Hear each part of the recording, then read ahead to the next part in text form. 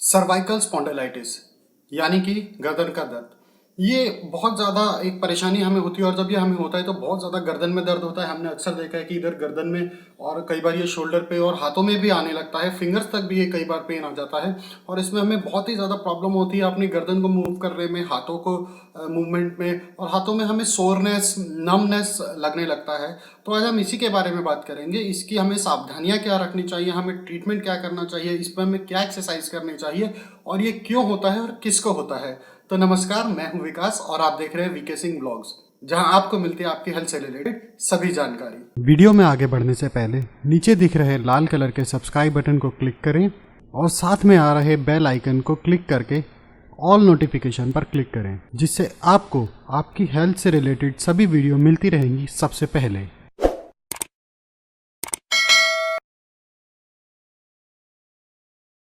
तो ये सर्वाइकल हमें क्यों होता है और इसका क्या ट्रीटमेंट है, क्या एक्सरसाइज करनी चाहिए, उन सबसे पहले हम इसका थोड़ा सा साइंस समझ लेते हैं।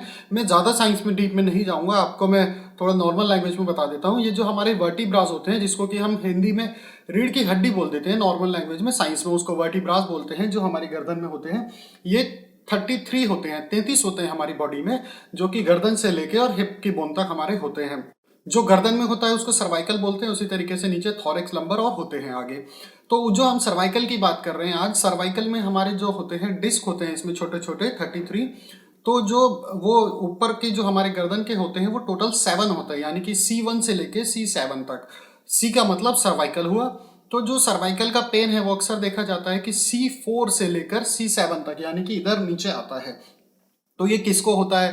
देखिए, ये होने को तो मेल या फीमेल किसी को भी हो सकता है, पर ज़्यादातर ये फीमेल्स में देखा जाता है और ये ज़्यादातर मिडल एज या फिर ओल्ड एज में देखा जाता है। उन्हीं लोगों को इससे ज़्यादा परेशानी होती है, क्योंकि जब हमारी जो बोन्स हैं, जो हड्डियां हैं हमारी, वो थोड़ी कमज़ोर होने लगती हैं, उसकी वजह से हमें ये प्रॉब्लम होने लगती है।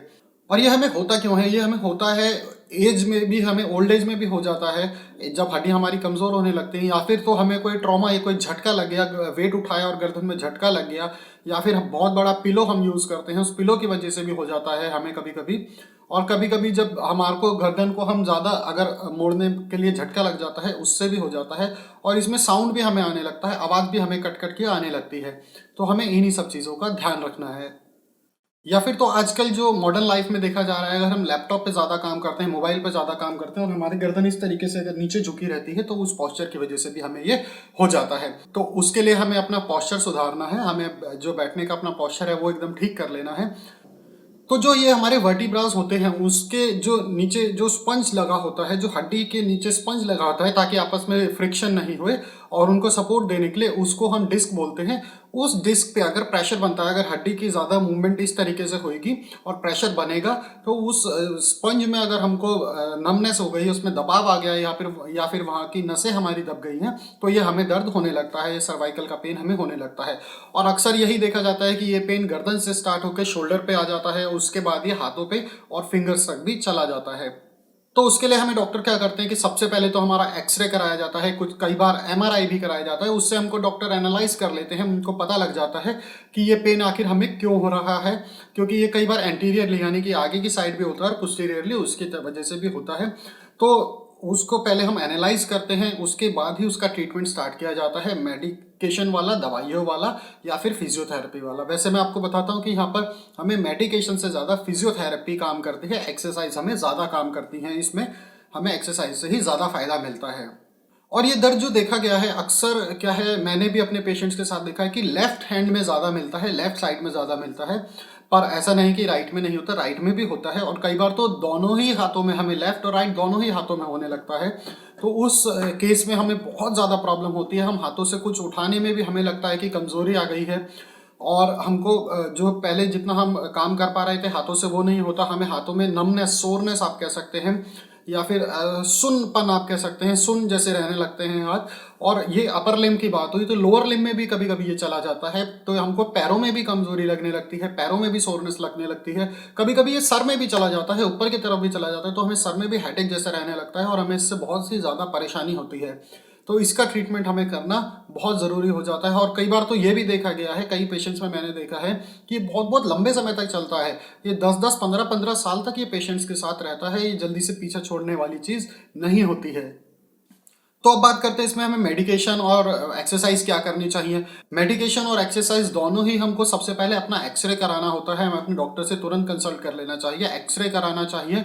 अगर हमें डॉक्टर हमें रिकमेंड करते हैं एमआरआई तो हमें एमआरआई भी कराना चाहिए और उसके हिसाब से ही वो हमारी मेडिकेशन स्टार्ट करते हैं और फिजियोथेरेपी भी उसी के हिसाब से होती है।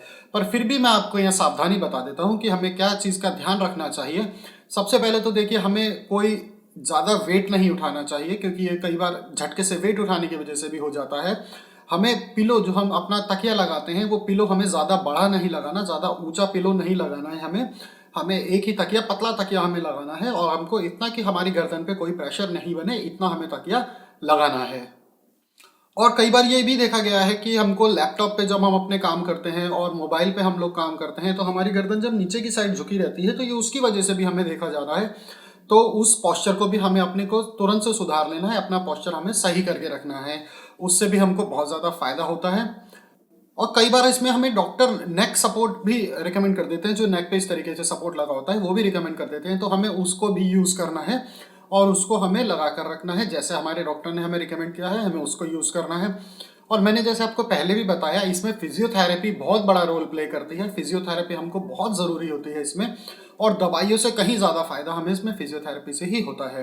तो हमें अपने फिजियोथेरेपिस्ट से भी कंसल्ट कर लेना है और हमें इसके लिए एक्सरसाइज करनी है। अभी मैं आपको एक्सरसाइज इसलिए नहीं बता पा रहा हूँ यहाँ पर क्योंकि ये कई बार आगे की साइड में पेन होता है, कई बार पीछे की साइड से पेन होता है, तो वो एक्सरे और एमआरआई देख के ही फिजियोथेरेपी कराई जाती है। तो इसके लिए अगर आपको जो आपका एक्सरे है और एमआरआई है उसकी रिपोर्ट के हिसाब से ही फिजियोथेरेपी कराई जा सकती है। तो उम्मीद करता हूँ कि वीडियो में दी गई जानकारी आपको पसंद आई होगी। पसंद आई तो इस वीडियो को शेयर करें और चैनल को सब्सक्राइब करें क्योंकि मैं ऐसे ही आपके हेल्थ से रिलेटेड वीडियोस चैनल पर लाता रहता हूँ।